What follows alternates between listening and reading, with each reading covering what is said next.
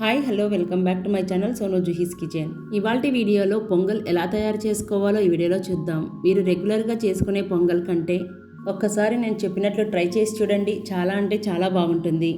ముందుగా స్టవ్ మీద ప్యాన్ పెట్టుకొని 1 కప్పు పెసరపప్పును వేసుకొని ఫ్లేమ్ని లో ఫ్లేమ్లో పెట్టి పెసరపప్పుని దోరగా వేయించుకోవాలి. లైట్ గోల్డెన్ షేడ్ వచ్చేంత వరకు 7 నుండి 10 నిమిషాల పాటు ఫ్లేమ్ని లో ఫ్లేమ్లో పెట్టుకొని మాత్రమే వేయించుకోవాలి. ఇలా వేయించుకుంటే పప్పు మంచి సువాసన, అలాగే టేస్ట్ అయితే చెప్పనక్కర్లేదు, అంత బాగుంటుంది. ఇలా వేయించుకున్న పెసరపప్పును ఒక గిన్నెలోకి తీసుకొని ఏ కప్పుతో అయితే పెసరపప్పును తీసుకున్నామో అదే కప్పుతో 1 కప్పు దాకా బియ్యం తీసుకోవాలి. ఇప్పుడు బియ్యం పెసరపప్పులోకి నీళ్లు పోసుకొని నీట్గా 2 సార్లు బాగా కడగండి. నీళ్లు పూర్తిగా వంచేసి బియ్యాన్ని పెసరపప్పుని నానబెట్టాల్సిన అవసరం లేదండి, డైరెక్ట్గా చేసుకోవచ్చు. ఇప్పుడు స్టవ్ మీద ఒక గిన్నెను పెట్టుకొని మనం ఏ కప్పుతో అయితే బియ్యం పెసరపప్పు కొలుచుకున్నామో అదే కప్పుతో 6 కప్పుల దాకా నీళ్ళను పోసుకొని రుచికి సరిపడా ఉప్పును వేసుకొని నీళ్లను బాయిల్ చేసుకోవాలి.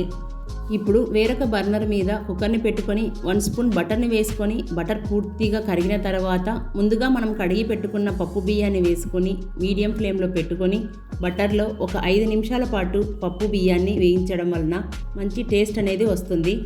ఇప్పుడు మరుగుతున్న నీళ్లను పోసి మొత్తం ఒకసారి కలిపి కుక్కర్ మూత పెట్టి 4 విజిల్స్ వస్తే సరిపోతుంది. పొంగల్ అంటే ఇష్టం లేని వాళ్ళు కూడా ఇలా తిన్నారంటే మళ్ళీ మళ్ళీ చేయించుకొని తింటారు, అంత బాగుంటుంది. మరి ఈ టేస్టీ పొంగల్ని మీరు కూడా ఇంట్లో ట్రై చేసి చూడండి. ఉడికిన తర్వాత ప్రెషర్ పూర్తిగా పోయాక ఇలా ఉంటే సరిపోతుంది. నీళ్లు కాస్త తగ్గినట్లు అనిపిస్తే ఒక హాఫ్ గ్లాస్ వేడి నీళ్లను పోసుకుంటే సరిపోతుంది. పప్పు బియ్యం మరి మెత్తగా ఉడికించుకోకుండా ఇలా పలుకులుగా ఉంటే సరిపోతుంది.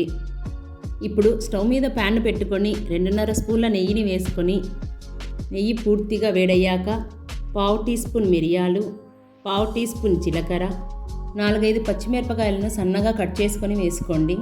జీడిపప్పు పలుకులు, 2 ఎండుమిరపకాయలను తుంచి వేసుకోండి. 2 రెమ్మల కరివేపాకు, ఇవన్నీ వేసి బాగా దోరగా వేయించుకున్న తర్వాత 1/2 టీ స్పూన్ పసుపు, 1/2 టీ స్పూన్ ఇంగువను వేసి ఒకసారి పూర్తిగా కలిపిన తర్వాత ఈ తాలింపు మొత్తాన్ని పొంగల్లోకి వేసుకొని కలుపుకోవాలి. ఇలా అంతా కలుపుకొని వేడివేడిగా సర్వ్ చేసుకోవడమే. ఈ కట్టె పొంగల్ని కొబ్బరి చట్నీలోకి కానీ అలాగే పల్లీ చట్నీలోకి కానీ సాంబార్లో తింటే సూపర్ అంటే సూపర్గా ఉంటుందండి.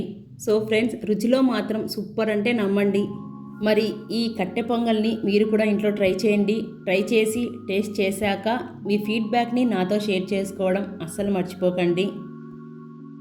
సో ఫ్రెండ్స్, ఇవాల్టి వీడియో మీకు నచ్చిందని అనుకుంటున్నాను. మీకు నచ్చినట్లయితే please like, share, subscribe to my channel Sonu Juhi's kitchen.